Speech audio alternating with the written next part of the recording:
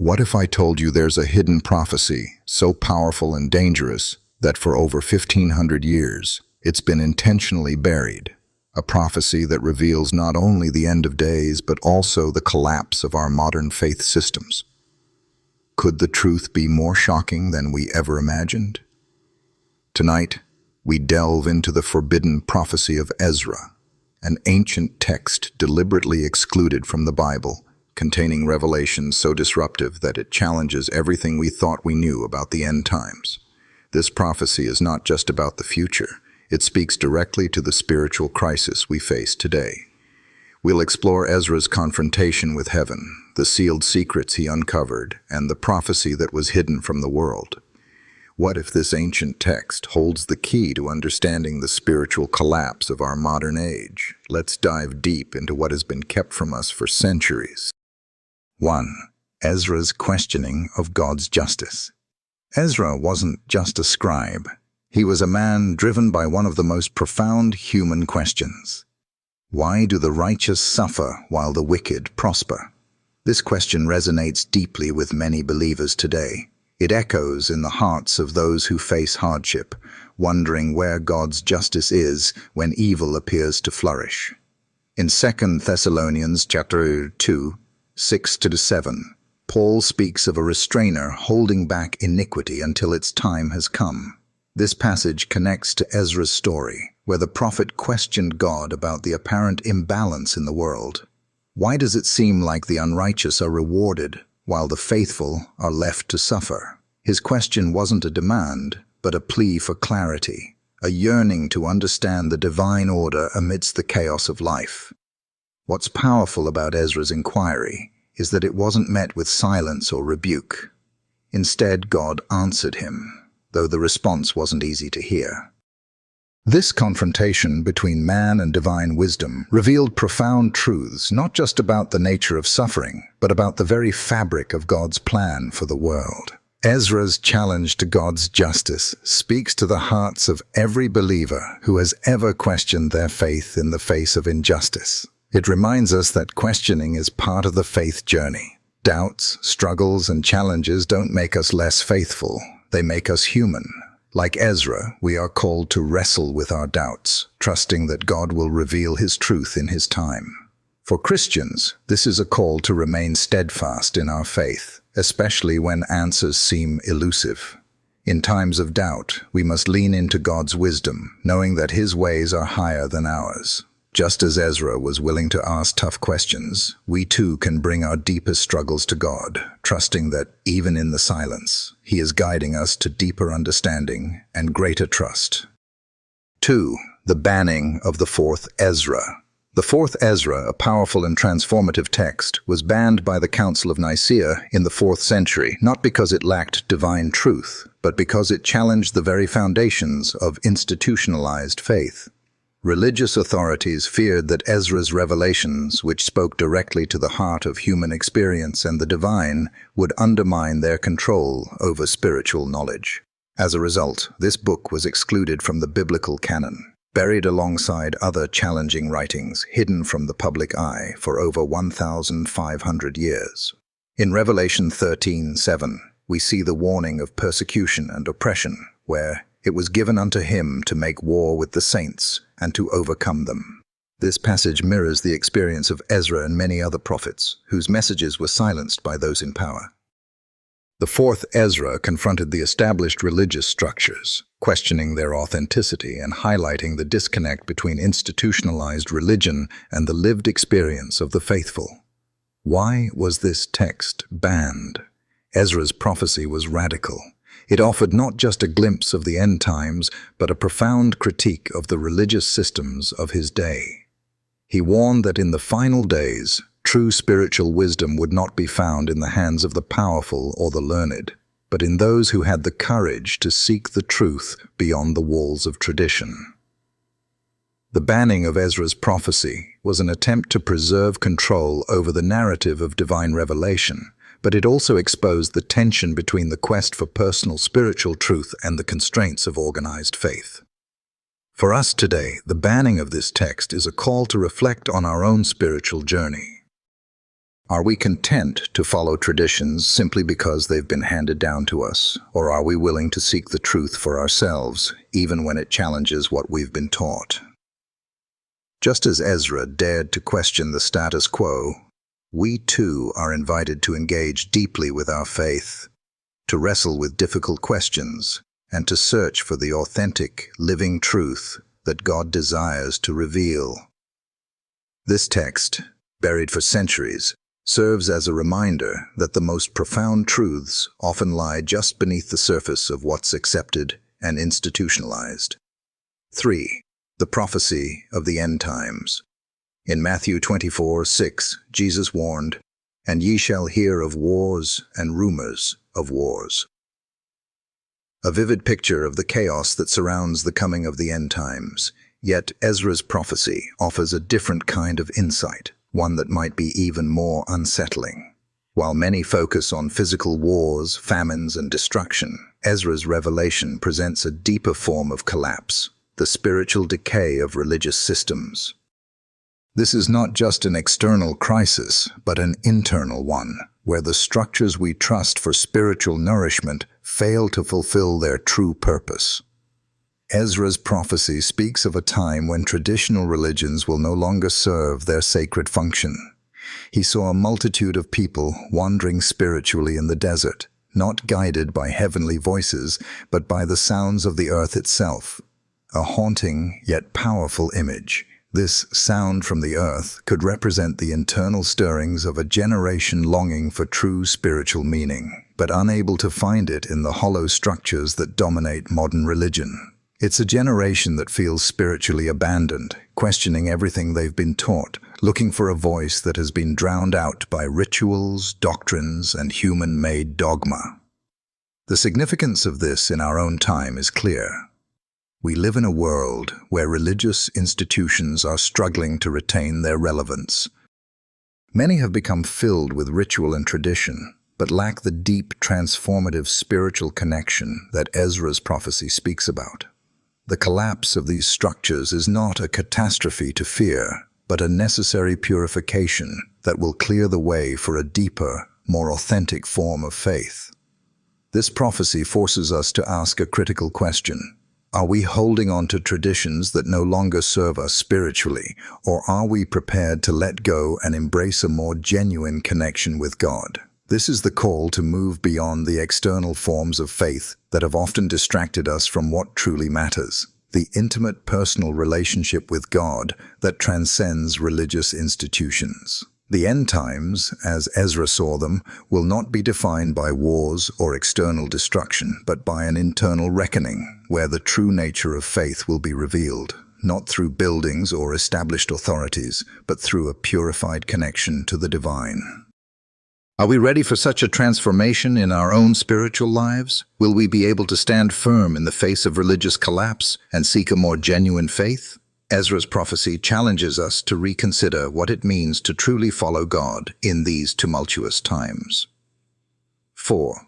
The wine of the religions of men. In 1 John 2:18 we read, "Children, it is the last hour, and as ye have heard that Antichrist shall come, even now are there many antichrists, whereby we know that it is the last hour." Ezra's prophecy delves into a similar warning, describing a time when religious systems have been corrupted and their true spiritual power has been diluted by what he calls the wine of the religions of men. But what does that phrase really mean? And how does it apply to our modern spiritual landscape?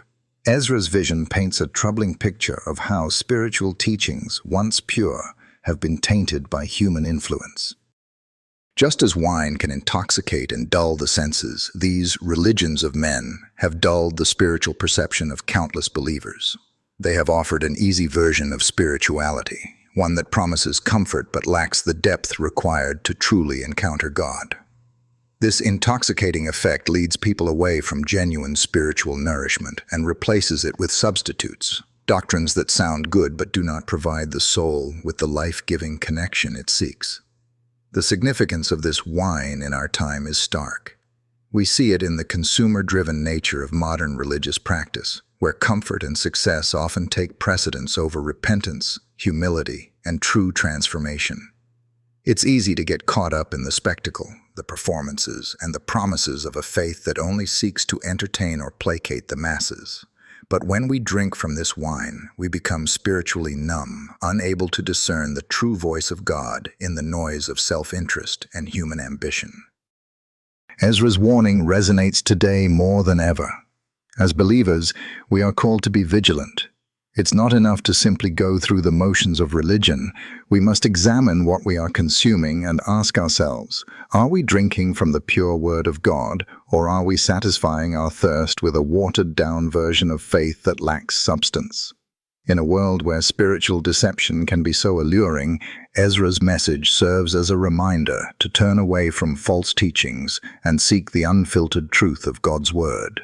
We are invited to cleanse ourselves from the intoxicating influence of human-made doctrines and traditions, embracing the pure and transformative power of God's love and guidance. It's time to wake up and drink deeply from the true source of life. Only then can we be spiritually nourished, protected, and prepared for the challenges ahead. 5. The silent transformation of the faithful Romans. 12:2 encourages believers, "And be not conformed to this world, but be ye transformed by the renewing of your mind." In Ezra's prophecy, this transformation is not a loud public spectacle, but a quiet inward change that occurs in the hearts of those who are spiritually broken and rebuilt. This prophecy speaks of a new kind of spiritual authority, not one rooted in learned knowledge or public position, but in personal, lived experience with the divine. Ezra describes a time when the faithful will no longer rely on the learned or the powerful for spiritual direction. Instead, true authority will come from those who have experienced deep spiritual trials and who have emerged from these experiences with a renewed faith. This transformation is not something that happens overnight. It's a process of purification, a journey of breaking down old assumptions and rebuilding a faith that is genuine and unshakable. The spiritual significance of this transformation is profound. In a world where titles and positions are often equated with authority, Ezra's prophecy flips this notion upside down. True spiritual authority is not about the wealth of theological knowledge one possesses, but about the depth of one's relationship with God. It's about the experiences that have shaped them, the trials they have faced, and the wisdom they've gained through living through those experiences. For the faithful, this means that we must not only respect the knowledge of others, but also recognize the value of those whose lives bear witness to the transformative power of God. These are the individuals who, through their trials, have grown closer to God and gained spiritual authority not through intellect, but through the sincerity of their hearts. Their testimony is a living example of how God's power can work in the brokenness of human life. This challenges us to reconsider how we view spiritual authority in our own communities. Are we putting too much value on those with titles and accolades? Are we overlooking the quiet, humble individuals who may not hold official positions but carry the true weight of spiritual authority? As believers, we must learn to recognize the fruit of genuine transformation in others, especially in those who have been spiritually reborn. Ezra's prophecy calls us to a deeper faith, one that values personal growth, brokenness, and spiritual renewal over the appearance of perfection or achievement. The quiet transformation of the soul is far more powerful and lasting than any external title could ever be.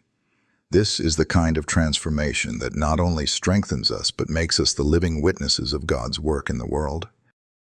6. The end of religious systems. Isaiah 2:17 says, "And the loftiness of man shall be bowed down, and the haughtiness of men shall be made low." Ezra's prophecy points to a time when the very systems that once seemed to offer spiritual security will collapse. This is not the chaotic destruction of the world that many imagine, but the gradual, necessary fall of religious institutions that have become more concerned with maintaining power than with truly guiding souls toward God. Ezra saw a time when these institutions would lose their true purpose, and in doing so, would pave the way for a new kind of spirituality, one that bypasses these man-made structures. The prophecy indicates that in the end times, the faithful will no longer rely on formal religious systems to guide them. Instead, their connection with God will be personal, direct, and unmediated by institutions that have grown stale or corrupt.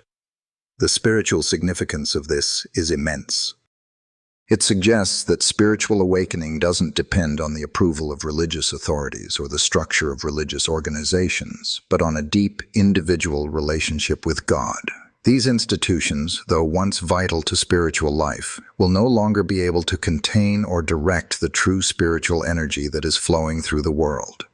As believers, we must ask ourselves, are we holding on to traditions and structures that no longer bring us closer to God?